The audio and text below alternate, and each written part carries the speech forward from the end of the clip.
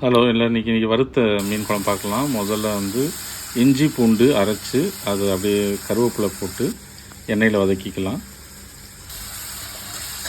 இஞ்சி பூண்டு கருவேப்பிலை, வெங்காயம் போட வேண்டாம்.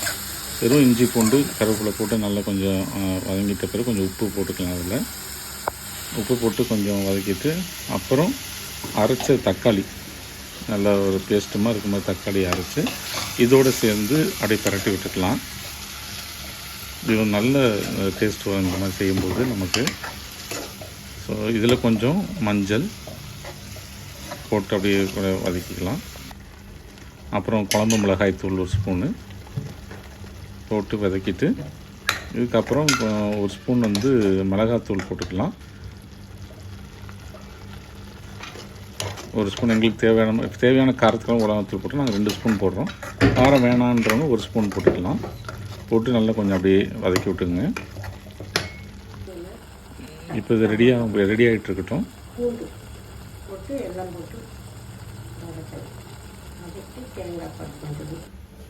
இப்போ சைட் பை சைடாக மீனை பொரிச்சு எடுத்துக்கலாம் எண்ணெயில்.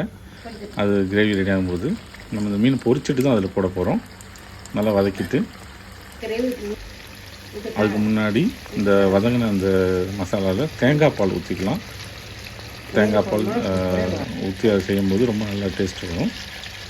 நல்லா அரை மூடி தேங்காய் அதுக்கு அந்த தேங்காய் பால் நிறையா இருந்தால் தான் டேஸ்ட் வரும். அந்த தேங்காய் பால் தான் நல்ல ருசி கொடுக்கும். அந்த மசாலா கூட சேரும்போது அந்த காரத்தோடு சேரும்போது நல்ல ஒரு டேஸ்ட் வரும். இதை வதக்கிக்கலாம். பொரிச்ச மீனை எடுத்து அந்த வதங்கின இந்த மசாலா கூட சேர்க்கலாம்.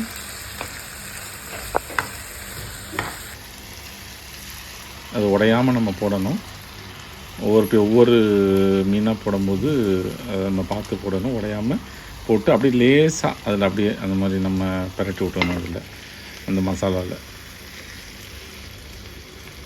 ஸோ நம்ம இந்த மீன் வறுக்கும்போது அந்த மீன்லேயும் கொஞ்சம் மசாலா, உப்பு, தேவையான கொரியாண்டர் போட்டு அதை நம்ம பொரிக்கும்போது அதை செஞ்சுருப்போம். இதை அப்படியே பரட்டி விட்டுட்டு